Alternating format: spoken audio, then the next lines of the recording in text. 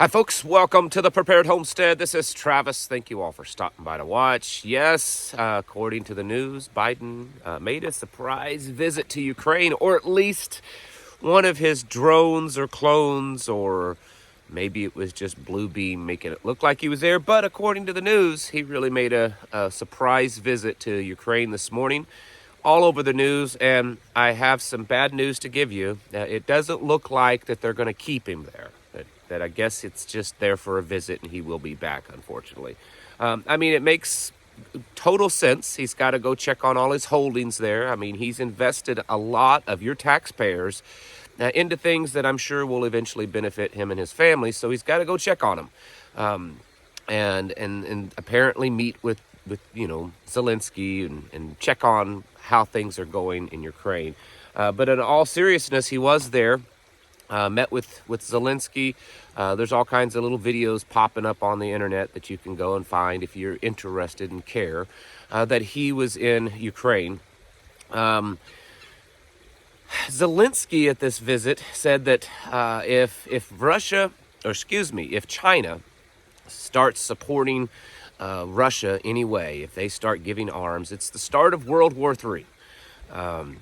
The European Union said pretty much the same thing, or NATO, that this could escalate things drastically if China gets more involved and more support towards Russia, which is interesting because China's already been. I mean, we don't know that necessarily that China's been supplying any kind of weapons or anything, but China has made it clear over the last year before the invasion and since Russia invaded Ukraine that they are a supporter of Russia, that they're partners, that they will be by their side. So I suspect that all of this talk about China supporting Russia now is just another way to condition the people that, even though it's already been going on, we're going to talk about it a lot right now, just in case, we can use this as a precursor, as a catalyst to get us into World War III, because that's really what they want, it seems. Biden announced another $500 million to Ukraine. It's interesting that he was so quick to give them more money and go out of his way to travel all the way on the other side of the world to visit Ukraine, but still kind of crickets out of Ohio. In fact, the only way it seems that you can get FEMA to help, red states and red state areas anymore is, the media and the people online have to really get out there and criticize Biden and FEMA for not offering any assistance before they finally actually jump in. Or maybe it is just the fact that, Trump announced he was going there also. No word yet on if Biden will ever visit Ohio. Probably around about the same time that he goes and visits the southern border. But on all seriousness, there's just more escalation to this, and it just is one more thing pointing towards this escalating to a world war. In fact, as you probably know, and I spoke about it a couple of days ago, they've already said that we're in a global war. That was Kamala Harris, people within the NATO, United Kingdom Prime Minister, folks like that have already called it a global war. Not quite saying world war yet. I'm not really sure what the differences are between those two words, two phrases, but apparently we're at a global war, but not quite yet at a world war. But it's soon coming, and I think it's coming because it's what they want. I suspect that there's a chance, at least, of a false flag event coming up in the future. I'm not sure if I can say that on YouTube. They're really weird about that word. Sometimes it's okay, sometimes it's not. I guess we'll chance it and see how they feel about it today. But if you think back to World War II, and you think back to us being involved in attacking Afghanistan and Iraq, what happened before that? Well, there was some big event. I'm not saying that they were both necessarily false flags, but they were both, the government knew about it, probably was involved in it, especially 9/11. And that was the catalyst that propelled us into a war. So it's very possible that we could be seeing something like that. Maybe it's cyber attack, could be nuclear, it could be, an attack on a naval ship or something like that. that gives us the go-ahead to fully engage in a World War III with Russia, because it appears that is most definitely the case. The complete total buildup of all of our forces, the buildup in Ukraine and in Europe. We're seeing just the last couple of days at the Munich Security Council or Security Conference, virtually all of the nations there, with the exception of about Hungary, we're all saying and talking about how this is just escalating. This is becoming World War III. Not quite yet. It's just global war right now. But World War III is just around the corner. And so this is probably not too big of a surprise for you folks. We've talked about it on here. Many other YouTubers and pundits and prognosticators and all of those people all over the internet have been talking about World War III.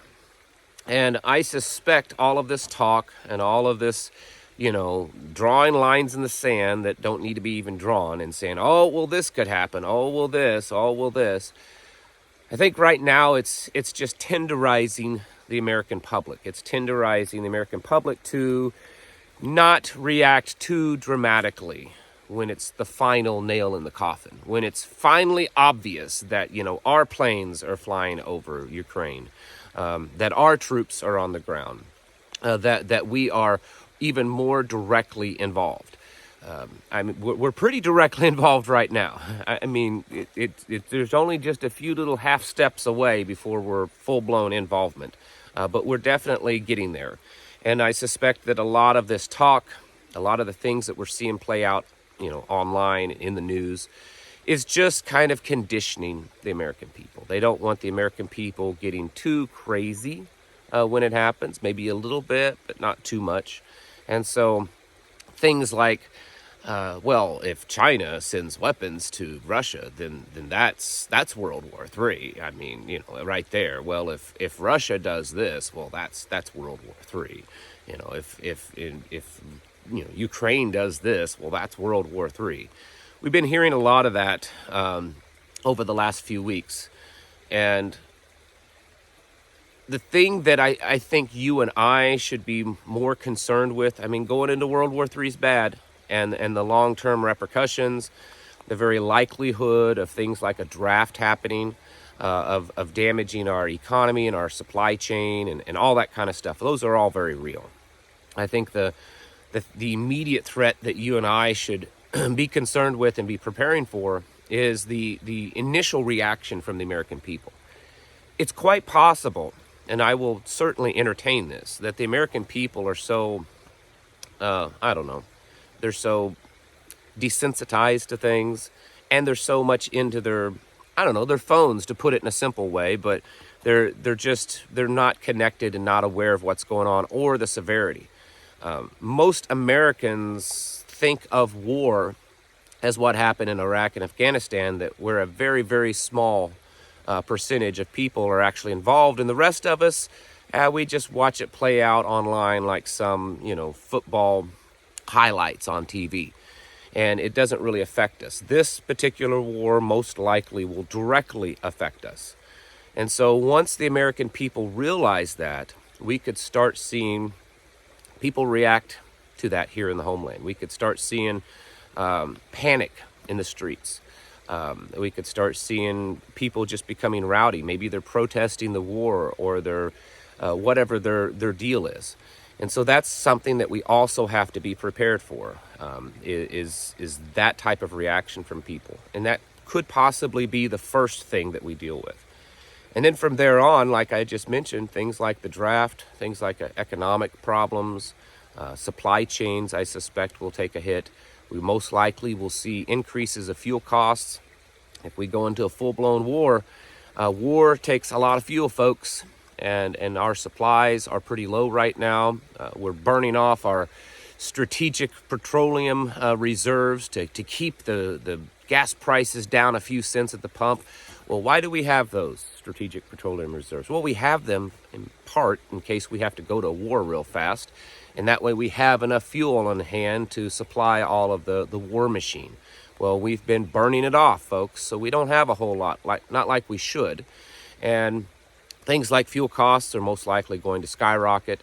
The more China becomes involved, the more it's possible things that we're used to coming from China kind of slow down or stop altogether. And one of those important ones is medical stuff, medicines. A vast majority of our medicines come from China. Yesterday at our local meeting, which was huge, man. It was like a packed house.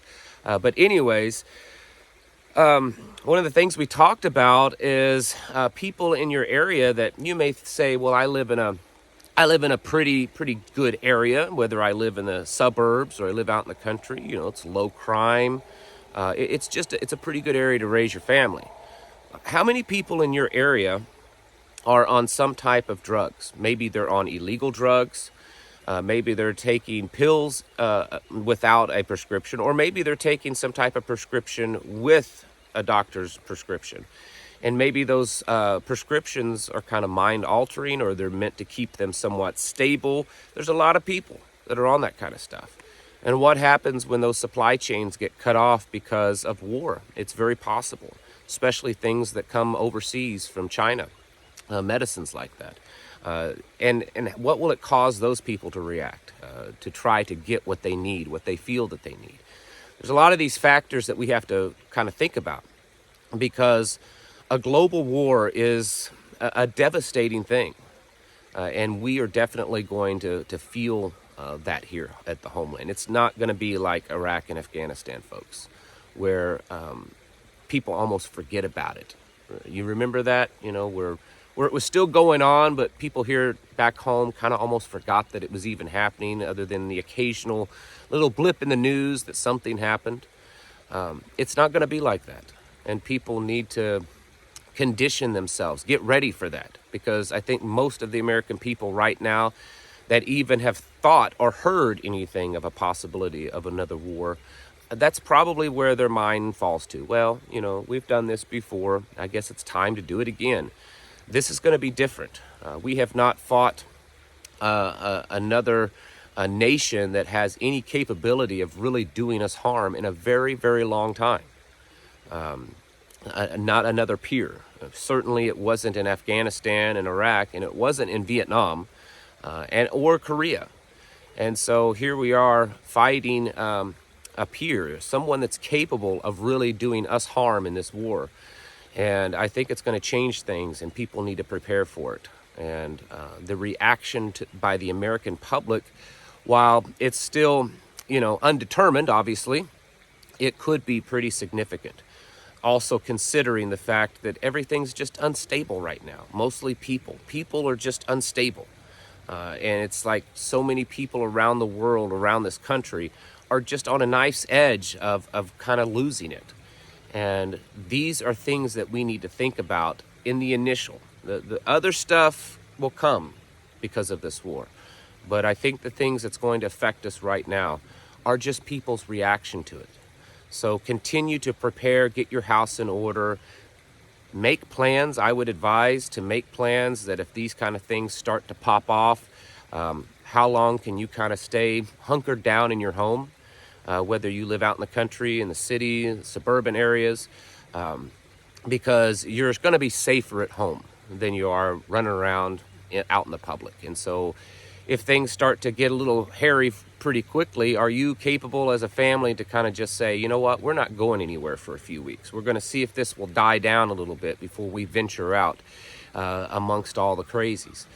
Think about that kind of stuff, make preparations for that, because it's very possible, especially in some areas of this country, that we could see that kind of stuff happening. So as Biden is flying around and making surprise visits to Ukraine and unfortunately planning on coming back to America, folks, make your plans. Make your plans to prepare your home for what is pretty solidly coming our way. Folks, it's time to get your houses in order, to prepare mentally, physically, and spiritually. Thank you for watching, and I'll catch you in the next video.